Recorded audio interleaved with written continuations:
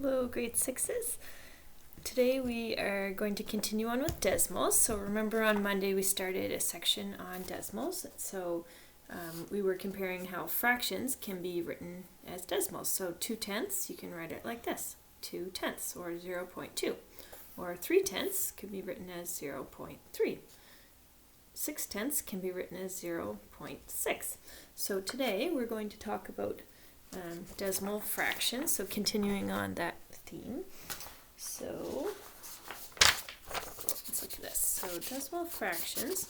So decimal fraction means that it's a number that's a power of 10. So it has to be something, have a denominator of a certain number for it to be able to be written as a decimal. So what would that be? So it has to either have a denominator of 10, 100, 1,000, 10,000, etc., etc. So it has to be something times 10,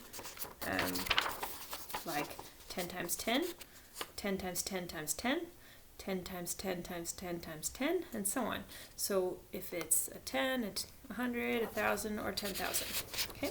So for example, 8 over 1,000 would be considered a decimal fraction because it has as its denominator one of these numbers. Okay, here's an example that is not an example. 8 over 700 is not a decimal fraction. Okay. So if you look at some equivalent fractions, so remember an equivalent fraction is a fraction that means the same thing. It's just something that's been cut up into more pieces, but it's still covering the same area. So if we had 3/10, that's an equivalent fraction to 30 over 100. And I'm going to show you this with the base 10 materials. So if you have 3 of these, so we're going to consider these tenths. So if we have this, and this is considered one whole thing, so this is just one thing, such as like one fox, okay? And then we have 3 parts of it, so we have 3/10, because there's 10 possible things and we have 3 of them. So 1, 2, 3, so that's 3/10. Okay, so if we had 3/10, we could also instead have 30 single pieces. Okay, so I'm going to show you what that would look like. Let's see. 4, 5, 6, 7, 8, 9, 10. So this is 30 pieces. You can see why it's more convenient to put them into these rods, right? You don't want to carry around 30 of these pieces. So, but 3/10 is equal to 30 100ths. Okay, so that's where we get our equivalent fraction, 3/10 or 30 100ths. You might think, well, why would you ever want to have it in 30 100ths? Well, sometimes if you wanted to add something, like maybe you had 5 100ths, okay? And you wanted to add 5 100ths to 3/10. It's easier if you put this into 30 over 100, and then you could add 5 to that, and then you'd have 35 100ths, okay? So for example, if you're thinking about this with money, this would be like having 3 dimes, and this would be having 30 pennies. So those are equal to the same amount, 3 dimes or 30 pennies. And then if you added another 5 pennies, then you would have 35 over 100. Okay.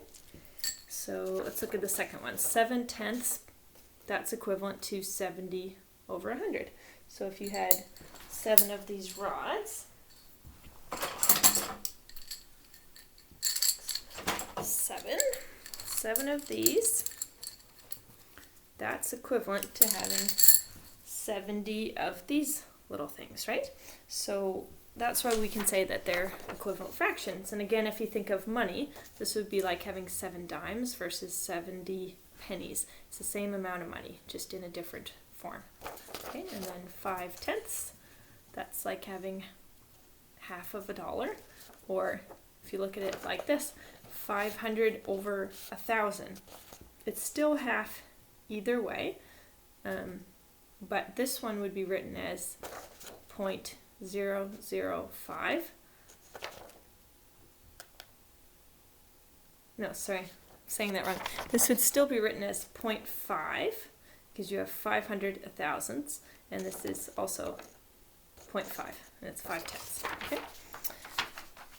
Okay, so that's just a quick little introduction to that. And in your book, there's 3 pages that you could do if you want to, page 4 to 6. But for homework, what you have to do is number 5 and 9. So I'd like you to send me those answers. And that will be a homework assignment that I'll grade. But if you'd like some extra practice other than that, feel free to do all of those pages. It's up to you. So, all right. Thanks for watching.